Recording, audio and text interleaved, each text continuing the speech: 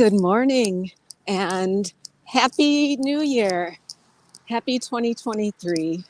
I hope you are all doing well this wonderful Sunday morning or Monday morning, depending on where you're listening from, and that you had a happy and safe New Year celebration if you celebrated.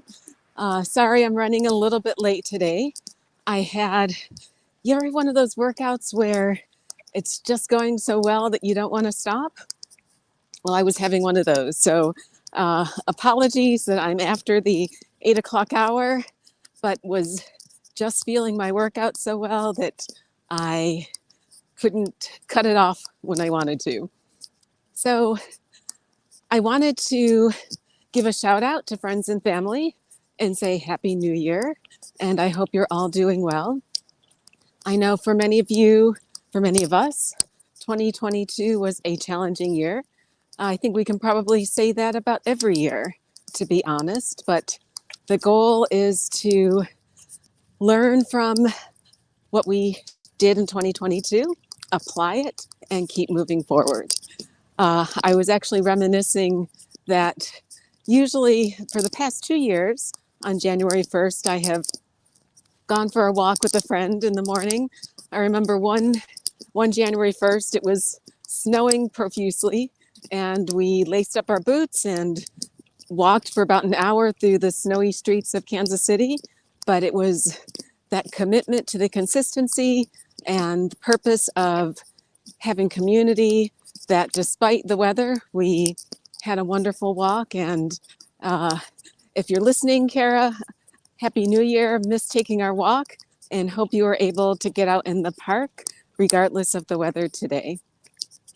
And I hope all of you are, if you're not walking now, making some plans to get out and enjoy the fresh air. As you can see here, I am blessed with some beautiful weather. So enjoying the sunshine and the fresh air, and maybe we'll get in another walk today. So I wanted to, again, wish you all a happy new year. And today's walk, I just wanted to recap some of the things that I shared in my last Mindset Monday, because I think it's applicable to how sometimes people approach the new year. And if you think about it, January 1st is just another day. It's a day, yes, to reflect. It may be a day to reminisce. It may be an opportunity to think about a reboot, if that's an approach you want to take. But I would encourage you to remember that, and this is what I talked about in my last Mindset Monday, after listening to a podcast with Peter Attia and James Clear, is that the goal is really developing habits and consistency. Every time you start anew, every time you push reset, you have to develop that new habit and that new consistency pattern for whatever it is you're rebooting or resetting, but you need to have that consistency. So one of the quotes that really resonated with me was that your outcomes are a lagging measure of your habits and consistency, which means that what you see a month, 2 months, 3 months down the line reflects what you're doing today and those habits that you're developing and how consistently you apply those behaviors. So habits and consistency are key. And you may be familiar with the book Atomic Habits, and if you're not, I would encourage you to read it or listen to James Clear's TED Talk or listen to The Drive from sometime last week, where Dr. Attia and James Clear had a great conversation. But I think that there were a few key takeaways from that podcast that I wanted to share, and I hope that they will help you launch into a wonderful 2023. The first point is that you need to put systems in place to get 1% better every day. And I think that 1% better daily ties into the concept of consistency. You don't have to get 50% better tomorrow or 50% better in a week. You just need to consistently try and improve whatever it is you're trying to change. And that 1% daily will incrementally add up into improvements towards your goal. The second is that you have to believe in yourself. Yesterday I started a run. It was meant to be, I'm doing one of the Nike training plans. I think I was just supposed to do it was supposed to be a 5 mile run.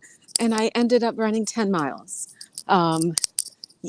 If you'd asked me 2 years ago whether I would be out running 10 miles, I would have said no. But I believe now that I can do things that I never thought I could do. And so you have to believe in yourself too, because consistently applying and consistently being out on the road, consistently running and walking, I've been able to build up, and I'll continue to build. And I'm not a marathoner or an ultra marathoner, but now I believe I can do it. And you can and should believe you can do it too. The next thing is you need to make time for your new daily habits to develop and to stick, which means you need to make time for you. You can't develop a habit if you don't apply time and effort to make it so.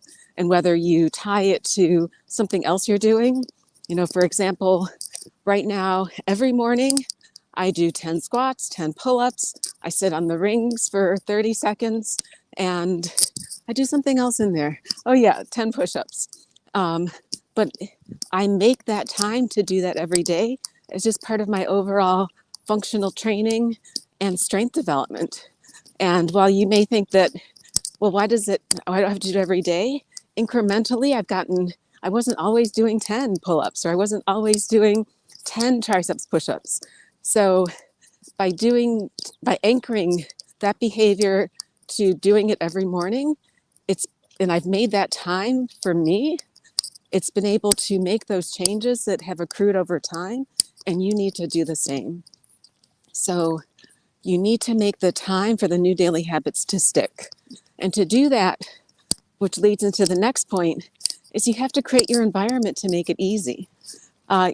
Sometimes people laugh when I say I keep my peanut butter in the car or keep my oatmeal in the car, because having it in the house may not be the best thing in terms of hitting my nutritional goals. There's nothing better than a spoon and a jar of peanut butter, but your environment will help determine your ability to have that consistency, to stick with those daily habits. And so whether you maybe spend today cleaning out your pantry, if one of your goals is to eat whole food plant-based or to reduce the amount of processed foods you're eating, the better your environment is set up for you to be consistent and successful in those habits, the more likely you are to meet your goals. And the last thing is that small changes can deliver big results. So I think when January comes, everyone has these big, hairy, audacious goals, your BHAGs, and that's wonderful. But they don't have to be BHAGs. They can be small changes, which incrementally add up to significant outcomes. So your goal is not the primary thing that drives the results. Your goals and the outcomes that are associated with your goals are great, but achieving your goals is a lagging measure of how well you have developed helpful habits and how you have implemented systems to reinforce the adoption of those habits, and how consistent you are with the small changes that you've put in place that allow you to get better daily. So I hope that was helpful. This is my small change, my daily habit, my 5 minutes out in the fresh air, which usually turns into 15 or 30 minutes. But thank you for joining me on this walk today. I wish you and yours a wonderful and happy and healthy new year. And I hope that you'll join me on future walks with Wingman. We've got lots to share, lots to talk about, so that this can be a year of consistency, developing small habits, becoming 1% better daily, and helping you achieve your goals. Be well, and I'll talk to you next week. Bye-bye.